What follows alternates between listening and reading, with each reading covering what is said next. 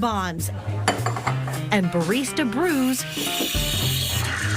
served under a shining chandelier.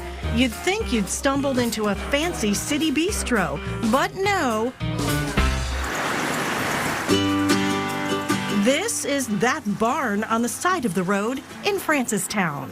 This is what came out of it. We made a cafe. Out of an old barn. Out of an old barn. That's Bob, busy inside the barn, creating each and every piece. You can really tell that they're all individually painted because they all look a little different. I hand paint everything, and I make the cocoa butter. Nothing's ever going to be exactly the same color. Customers come for the colorful chocolates and also to fill up on good conversation with neighbors and new friends. From the rafters to the cozy overlooks and community table, it's now the hot gathering spot on Main Street where you will be recruited to be a taste tester. Tasting time. It should be raspberry. I want to make sure that the raspberry came through.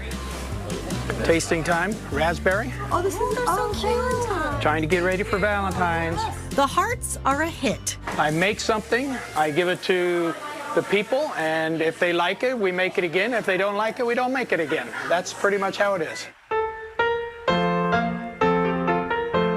This sweet venture began when the birthplace and historic estate of Governor and statesman Levi Woodbury was purchased by Bob and his wife. Their dog is named Levi.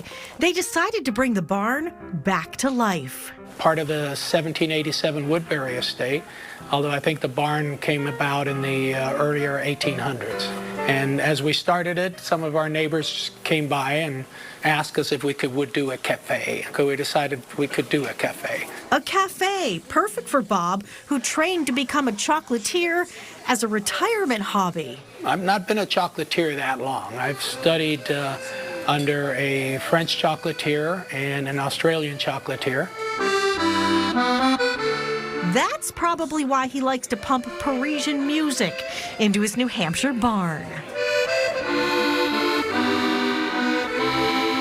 It's kind of a French cafe type of music.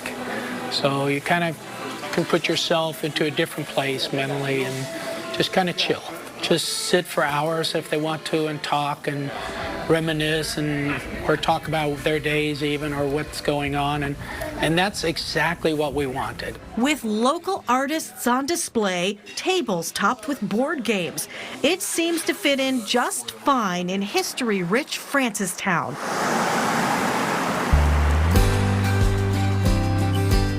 Incorporated in 1772, a few years before the Declaration of Independence, named for Frances Wentworth Deering, wife of Governor John Wentworth, and famous for lots of things before Bob's Chocolates. Just stop in one of the two museums in town. Francistown is where soapstone was discovered. You may have grandparents that had a soapstone sink in their house. It came from Francistown.